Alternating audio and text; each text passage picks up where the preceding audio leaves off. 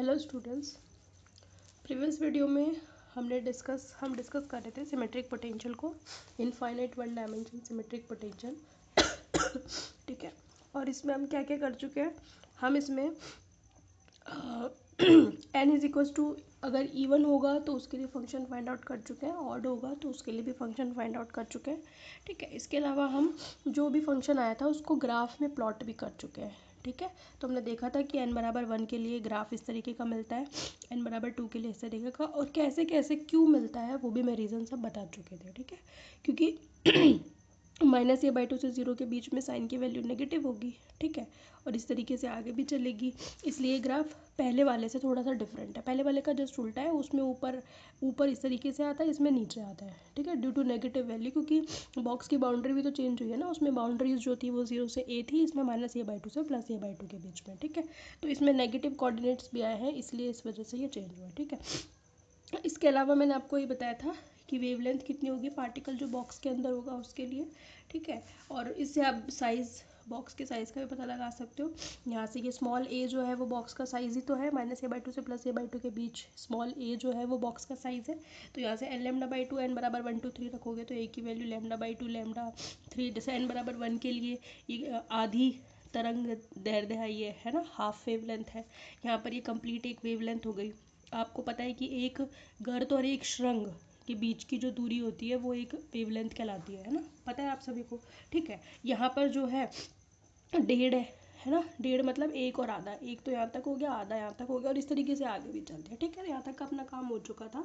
अब जो है आगे इसमें वो आती है आइगन वैल्यू, है ना, आइगन फंक्शंस का काम हो चुका, प्लॉट भी कर दिया। अब आती है बात अच्छा, एक और चीज़ मैं बता दूँ ग्राफ में।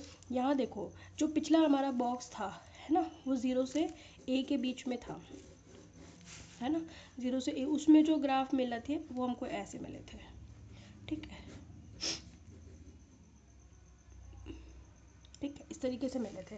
तो यहाँ पे हमने देखा था कि जो x is equal to a/2 है, वहाँ n बराबर 1 के लिए x is equal to a/2 पर पार्टिकल के पाए जाने की प्रोबेबिलिटी मैक्सिमम थी, देखा था ना आपने, यानी कि, और उसके बाद जो n बराबर 2 है उसके लिए उस जगह पर प्रोबेबिलिटी 0 थी, फिर 3 पर मैक्सिमम हो गई थी, है ना। तो जो ऑड नंबर थे, ऑड इंटीजर थे, उनके लिए x इक्वल टू a/2 पर, यानी कि बॉक्स के मिड में पार्टिकल के पाए जाने की प्रोबेबिलिटी मैक्सिमम थी, है ना।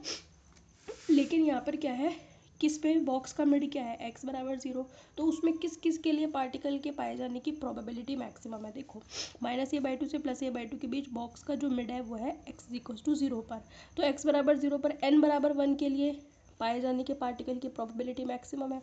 लेकिन यहाँ पर नोड आ गया, तो n बराबर 2 के लिए इस x बराबर 0 पॉइंट पर प्रोबेबिलिटी 0 है, इसके बाद यहाँ मैक्सिमम है।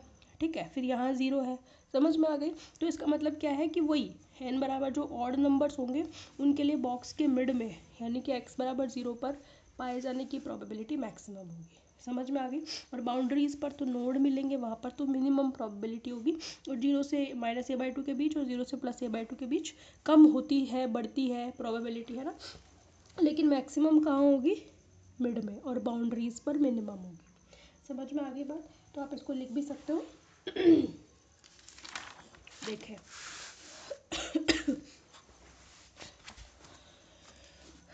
when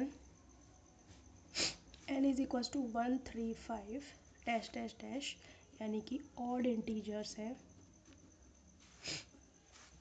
then probability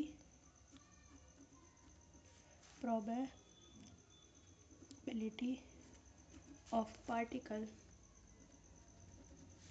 is maximum, whereas, जबकि at n is equal to 2 4 6 dash dash dash probability is minimum that is 0 ही होती है ना। 2 4 6 पर नोड मिल रहा है ना, यहाँ पर 0 मिल रही है, आगे भी जाकर नोड मिल रहा है ना, तो इन पर 0 मिलेंगे। ठीक है, तो ये उसी की तरह ही है, ऑड इंटीजर्स के लिए पार्टिकल के पाए जाने की प्रोबेबिलिटी, है ना, at x is equal to 0, है ना। किसके लिए बताया है ये, x इज इक्वल टू 0 के लिए, N135 के लिए मैक्सिमम मिलती है, 246 के लिए मिनिमम मिलती है। इसके अलावा जितने भी बिंदु होंगे उन पर प्रोबेबिलिटी या तो घटती है या बढ़ती है, लेकिन मैक्सिमम मिनिमम नहीं होती है। समझ में आगे बात, ये डिफरेंस है। दूसरी बात ये है कि आइगन वैल्यू, एक बार और आइगन वैल्यू और देख लेते हैं। आइगन वैल्यू, आइगन फंक्शन हम देख चुके हैं। आइगन वैल्यू आपको पता है, सिंस के की वैल्यू कितनी मिली थी हमें, n π/a मिली थी कि नहीं, और हमने के की वैल्यू एक और निकाली थी, वही सेम है जैसे प्रीवियस टॉपिक में था। इससे पहले वाला टॉपिक था हमारा infinite one dimensional rigid potential, उसमें भी यही था, है ना। और इसके अलावा ये भी है कि के बराबर कितना है, √2me/h²। ठीक है, दोनों को बराबर कर दें तो एनर्जी फाइंड आउट कर सकते हैं। एनर्जी ही तो आइगन वैल्यू है, पता है ना आप सभी को। क्यों है, क्योंकि हम जानते हैं श्रोडिंगर की टाइम इंडिपेंडेंट इक्वेशन ये होती है H psi = E psi।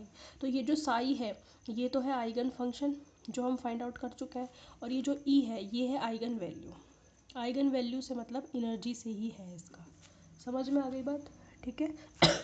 According to this Schrodinger equation, and that is time independent, यानी कि समय अनाश्रित, मतलब टाइम पर डिपेंड नहीं करती है। ठीक है, दोनों को बराबर कर दो तो आपके पास क्या आएगा, देयरफॉर √2me/h² = n π/a।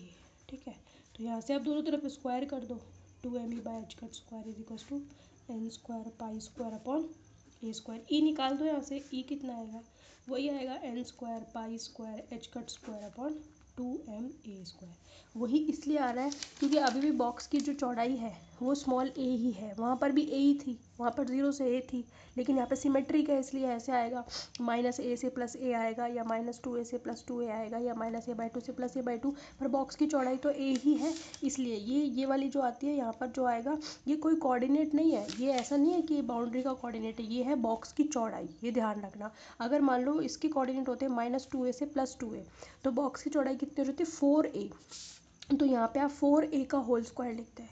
समझ में आ गई बात आपको। अगर ये होती -a से a तो 2a हो जाती चौड़ाई, तो यहाँ पे आप लिखते हैं 2a का होल स्क्वायर। तो उसी के अकॉर्डिंग आपका फंक्शन भी चेंज हो जाता।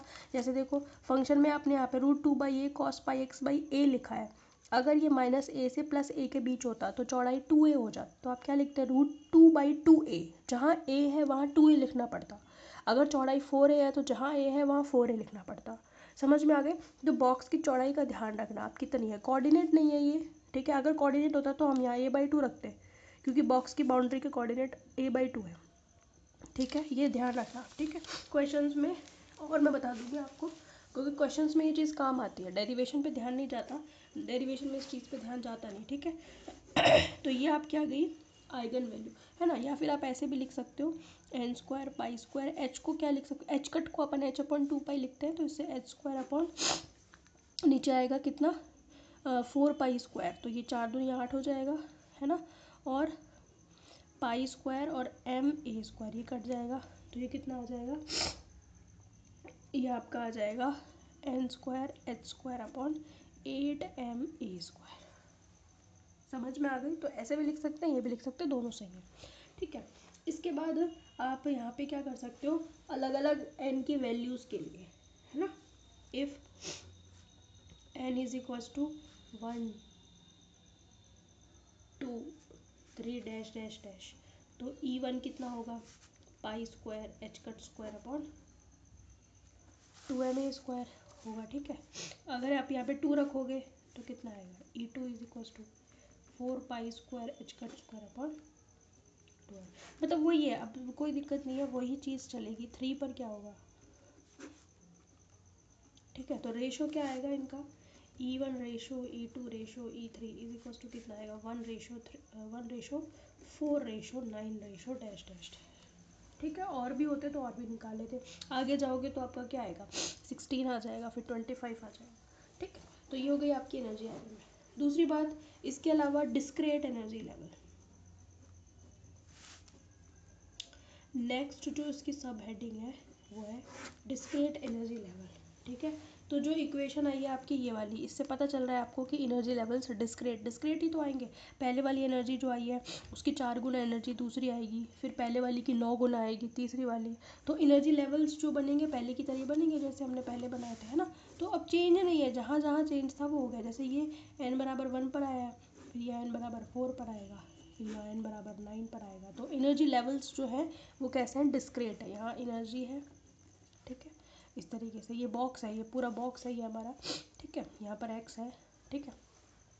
तो इस तरीके से एनर्जी लेवल्स कैसे मिलते हैं, डिस्क्रीट। तो अब लिख सकते हैं कि इक्वेशन ये इसको नंबर डाल लेना और कह देना, इससे ये पता चलता है कि जो सिमेट्रिक पोटेंशियल या सममित विभव होता है वन डायमेंशन इनफाइनाइट, उसके लिए जो विविक्त ऊर्जा स्तर मिलता है वो विविक्त होता है, यानी कि डिस्क्रीट होते हैं, बटे हुए होते हैं। कंटिन्यूस एनर्जी लेवल्स ना मिल करके, यानी कि सतत ना मिल करके बटे हुए या टूटे हुए मिलते हैं। समझ में आ गई। इसके बाद आती है ज़ीरो पॉइंट एनर्जी, जो हमने प्रीवियस टॉपिक में भी पढ़ा था। जीरो पॉइंट एनर्जी कितनी होगी,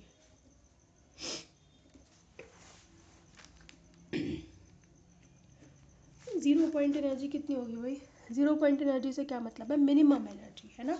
वो मिनिमम एनर्जी यहाँ पर ज़ीरो नहीं होगी, पर वो मिनिमम होगी, इसलिए उसको ज़ीरो पॉइंट एनर्जी कह रहे हैं। ये वाली n बराबर 1 के लिए n की वैल्यू कभी भी ज़ीरो नहीं होगी। अगर n की वैल्यू ज़ीरो हो जाएगी तो एनर्जी ज़ीरो हो जाएगी। और दूसरी बात ये है कि n की वैल्यू ज़ीरो हो जाने से फंक्शन भी ज़ीरो हो जाएगा। तो n की वैल्यू कभी भी वन डायमेंशन पोटेंशियल्स में कभी भी ज़ीरो नहीं हो सकती। जब हम हार्मोनिक ऑसिलेटर पढ़ेंगे तो वहाँ देखेंगे हम, वहाँ हो सकती है एन की वैल्यू ज़ीरो, लेकिन एनर्जी वहाँ तब भी ज़ीरो नहीं होगी, है ना। हार्मोनिक ऑसिलेटर की हम जानते हैं minimum energy half H cut omega होती है, ठीक है। तो जीरो एनर्जी तो क्वांटम मैकेनिक्स के हिसाब से कभी भी होती ही नहीं है। मिनिमम एनर्जी पॉसिबल है, मिनिमम से मिनिमम पॉसिबल है, बट ज़ीरो पॉसिबल नहीं है। But according to classical physics कहती है कि पार्टिकल की ज़ीरो एनर्जी पॉसिबल है, बट क्वांटम फिजिक्स इस बात को नहीं मानती।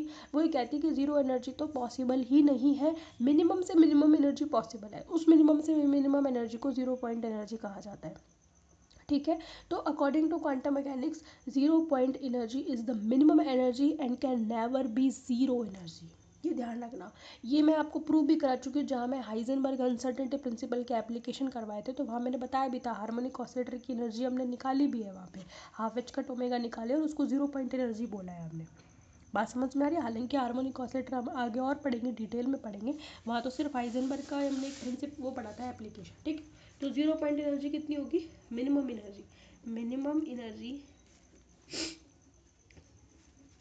Of particle at n is equal to 1, और वो E1 कितनी होगी, पाई स्क्वायर एच का square upon 2m a square, ठीक है। तो ये एनर्जी है zero point energy, this is what, zero point energy. और ज़ीरो पॉइंट एनर्जी के कॉरस्पॉन्डिंग जो स्टेट होगी वो ग्राउंड स्टेट कहलाती है, पता है ना आपको। हम यहाँ लिखेंगे the state corresponding to the zero point energy is said to B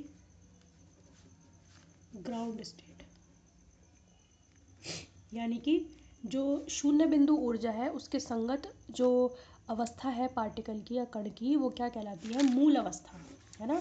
इसको हम बोलते हैं मूल अवस्था, या हम इसको आद्य अवस्था भी बोलते हैं, पढ़ते होंगे आप केमिस्ट्री में, है ना। मूल अवस्था या आद्य अवस्था, ठीक है। अकॉर्डिंग टू क्लासिकल फिजिक्स ये वाली चीज़ नहीं मिलती।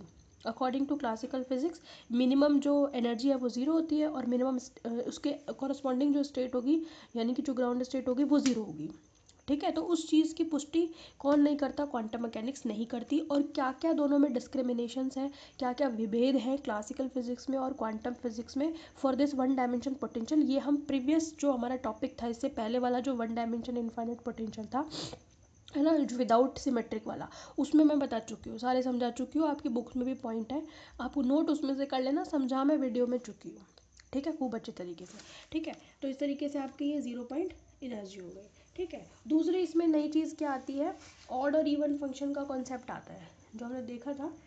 इसमें जो फंक्शंस आते हैं ऑड एंड इवन फंक्शन, यहाँ पर जो स्टेट मिलती है वो n बराबर 1 2 3 के लिए एक जैसी नहीं मिलती है, n बराबर 1 3 5 के लिए n इज इक्वल टू 1 3 5, जो ऑड इंटीजर है उनके जो कॉरस्पॉन्डिंग स्टेट मिलती है वो अलग मिलती है, और वो थी √2/a cos n pi x by a। अच्छा, ये ग्राउंड स्टेट कितनी होगी, ग्राउंड स्टेट साई 1 होगी √2/a, है ना। n बराबर 1 के लिए है ना, 1 के लिए तो cos आएगा, cos pi x by a। तो this is the ground state corresponding to this zero point energy, ठीक है। n बराबर 1 के लिए तो कॉस ही आता है ना, पता है ना आपको, ठीक है। और जब n बराबर 2, 4, 6 होगा तो यानी कि जो इवन इंटीजर्स होंगे उनके कॉरस्पॉन्डिंग जो आएगा वो आता है √2/a sin n पाई x/a।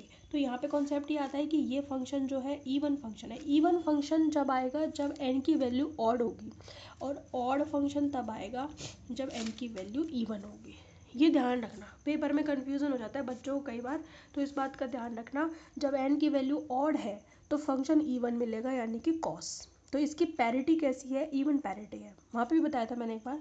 और यहाँ पे 2, 4, 6 जब इवन नंबर है तो पैरिटी मिलेगी ऑड। तो ऑड पैरिटी वाला कौन होता है, साइन। समझ में आ गई। तो ये टॉपिक आपका कंप्लीट हो गया है। कल हम लोग जो करेंगे वो हम करेंगे नेक्स्ट आपका जो टॉपिक है, वैसे तो इसमें है 3 डायमेंशन बॉक्स। 3 डायमेंशन बॉक्स बहुत ही सिंपल है, जैसे आपने 1 डायमेंशन बॉक्स पढ़ा था ना, उसको बस आपको जनरलाइज करना है 3 डायमेंशन में, है ना। तो मैं एक बार देख लेती हूँ क्या टॉपिक है नेक्स्ट आपका। हाँ यही है, generalization into 3 dimension and degeneracy of energy level. ठीक है, फटाफट से हो जाएगा, ये तो सिंपल सा है। बस आपको 1 डायमेंशन में तो आपने पढ़ा ही है, एक्स में पढ़ा है, आपको वाई और जेड में उसको जनरलाइज करना है। दैट्स इट, फटाफट हो जाएगा, उसको कर लेंगे अपन, कोशिश करेंगे कि एक में कंप्लीट हो जाए। उसके बाद जो आएंगे ना आपके स्टेप पोटेंशियल और ये आएंगे, ये नए हैं थोड़े, इनको अपन अच्छे से पढ़ेंगे, ठीक है। इसके बाद स्टेप पोटेंशियल और पोटेंशियल बैरियर और ये चीज़ें आएंगी, वो नई है, वो ध्यान से पढ़ना। तो कल अपन 3 डायमेंशन को कंप्लीट कर लेंगे, ठीक है। Okay, thank you.